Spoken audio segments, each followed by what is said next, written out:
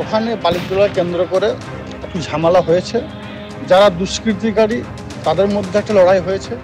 বীরভূম জেলা পুলিশ প্রশাসন অতি সক্রিয় আছে এবং অতি সক্রিয়তার সঙ্গে যারা অপরাধী তারা প্রত্যেককে গ্রেপ্তার হবে, এ বিষয়ে দ্বিমতে কোনো অবকাশ নেই। খয়রাসোলে যেখানে ঝামেলাটা হয়েছে সেখানে দায়িত্বে সুদীপ্ত ঘোষ আছে। দলগত বিষয়ে বক্তব্য উনি রাখবেন। বালি অবৈধ চলবে না, ট্রাকে করে যে পাথর নিয়ে যাওয়া হয় ওভারলোডেড চলবে না, বীরভূম জেলায় কয়লা 2 নম্বরই চলবে না। সর্বতই প্রশাসনিক লেভেল থেকে দায়িত্ব নিয়ে বলছি, বীরভূম জেলার বুকে অবৈধ কোনো কারবার চলতে দেবো। দারুদের স্তূপে বীরভূম, ফের বালি বকরায় বোমাবাজি, বেআইনি বালিঘাটের বকরায় ধুন্ধুমার বাঁধে একজন আহত হয়েছেন। কাকরতলায় দুপক্ষ সংঘর্ষে জড়ায় এবং সেখানেই এই ঘটনা, সংঘর্ষের ঘটনা। এখনো পর্যন্ত 3 জনকে গ্রেফতার করা হয়েছে বলে বীরভূমের পুলিশ সুপার জানাচ্ছেন। বালির বকরা নিয়ে তৃণমূলের 2 গোষ্ঠীর মধ্যে সংঘর্ষ, আর তার জেরেই এই পরিস্থিতি। কেষ্ট কাজলের অনুগামীদের মধ্যে সংঘর্ষ বলে বিজেপির তরফ থেকে দাবি করা হচ্ছে। দুষ্কৃতীদের 2 গোষ্ঠীর সংঘর্ষ, তৃণমূল যোগ উড়িয়ে দাবি করছেন কাজল শেখ। দুষ্কৃতীদের কার্যত অবাধ বিচরণ ক্ষেত্র ছবি আপনাদের দেখালাম, কিভাবে একের পর এক সেখানে বোমা ছোড়া হচ্ছে। বেআইনি বালিঘাটের বকরা নিয়ে ধুন্ধুমার এবং 2 গোষ্ঠীর মধ্যে সংঘর্ষ। সরাসরি কথা বলবো ভাস্কর মুখোপাধ্যায় মধ্যে রয়েছেন আমাদের সঙ্গে। ভাস্কর, দুপক্ষের সংঘর্ষ যেখানে দফায় দফায় বোমা ছোড়া হয়, ইতিমধ্যে 3 জনকে গ্রেফতার করা হয়েছে। কি জানা যাচ্ছে, যাদের গ্রেফতার করা হয়েছে তারা কারা, পুলিশ সূত্রে কি খবর? দেখো, জেলা পুলিশ সুপার আমনদীপ তিনি জানিয়েছেন 3 জন নয়, এখন এই আটকের সংখ্যা বেড়েছে প্রায় 9 জন। 9 জনের মধ্যে 2 জন হসপিটালাইজ, মানে 2 জন ইনজিওর্ড আছে, তাদের হসপিটালে ভর্তি আছে, তাদের ট্রিটমেন্টের পর তাদের অ্যারেস্ট করা হবে। তাছাড়া 7 জনকে আটক করা হয়েছে এবং পুলিশ তল্লাশি চালাচ্ছে।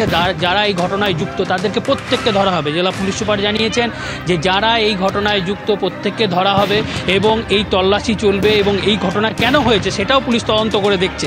এবং যেটা জেলা পুলিশ সুপার জানিয়েছেন যে এখানে একটি কেষ্টপুরে একটি লিগ্যাল ঘাট রয়েছে, কিন্তু কিভাবে এই বালি এলো বা কি ঘটনা হলো সেটা তারা তদন্ত করে দেখছে।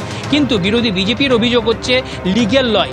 একটা ঘটনা হচ্ছে এখানে যে অজয় নদ রয়েছে সেখানে যেখানে লিগ্যাল ঘাট রয়েছে ঠিক লিগ্যাল ঘাটে বালি তোলা হচ্ছে না, লিগ্যাল ঘাটের পাশে যে ঘাটগুলি রয়েছে সেখান থেকে বালি তোলা হচ্ছে এবং এইভাবেই একাধিক জায়গাতে বালি তোলা হচ্ছে।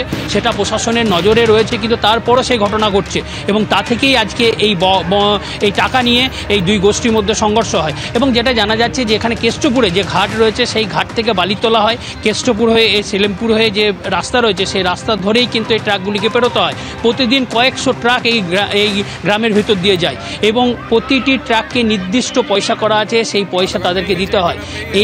এখানেই ঝামেলাটা সূত্রপাত যে কোন গোষ্ঠী এই ভাগ পাবে, কারণ এই টাকার পরিমাণ কিন্তু খুব একটা কম না, কয়েক হাজার টাকা পার ডে, এবং সেই টাকার ভাগ কারা পাবে সেই নিয়েই গতকাল থেকে ঝামেলা চলছিল এবং 2 পক্ষের মধ্যে ব্যাপক সংঘর্ষ শুরু হয়। গতকাল রাত থেকে ব্যাপক বোমাবাজি হয়, আজ সকালে বোমাবাজি হয় এবং বোমাবাজির ছবি আমরা দেখেছি। পুরো ঘটনায় গ্রামের মানুষ কিন্তু আতঙ্কিত, তাদের বক্তব্য হচ্ছে এইভাবে বোমাবাজি হবে কেন? পুলিশ তো সব জানে, খয়রাসোল কাকরতলা থানা কি জানতো না পুরো বিষয়টা? তাহলে কেন এরকম ঘটনা ঘটলো? এবং অন্যদিকে বিজেপির যিনি দুবরাজপুরের বিধায়ক রয়েছেন অনুপ সাহা, তিনি সরাসরি অভিযোগ করেছেন তৃণমূলের দিকে। তার বক্তব্য হচ্ছে যে পুরোটাই তৃণমূল পরিচালনা করছে এবং তৃণমূলের 2 গোষ্ঠী, সেই 2 গোষ্ঠীর মধ্যে ঝামেলা চলছে। একদিকে অনুব্রত গোষ্ঠী, অন্যদিকে কাজল শেখ গোষ্ঠী, তাদের লোকদের মধ্যে ঝামেলা চলছে এবং তার জন্যই এই বোমাবাজি। কিন্তু এই অভিযোগ অস্বীকার করেছেন তৃণমূলের যিনি মুখপাত্র রয়েছেন মলয় মুখোপাধ্যায়। তিনি জানিয়েছেন এখানে দলের কোনো বিষয় নয়, হয়তো কোনো ক্লাব টাকা তুলতে গিয়েছে বা 2 গোষ্ঠীর মধ্যে এটা ঘটনা ঘটেছে টাকা তোলা নিয়ে। পুলিশ দেখছি পুরো বিষয়টি তদন্ত করে। একেবারে, অর্থাৎ অভিযোগ পাল্টা অভিযোগ তো রয়েছে, তবে যে ছবি আমরা দেখতে পাচ্ছি, যে ভিডিও ইতিমধ্যেই ভাইরাল হচ্ছে, কিভাবে একের পর এক বোমা ছোড়া হচ্ছে, বেআইনি বালিঘাটের বকরা নিয়ে বিবাদ এবং তার থেকে একেবারে তুলকালাম বেঁধে যায়।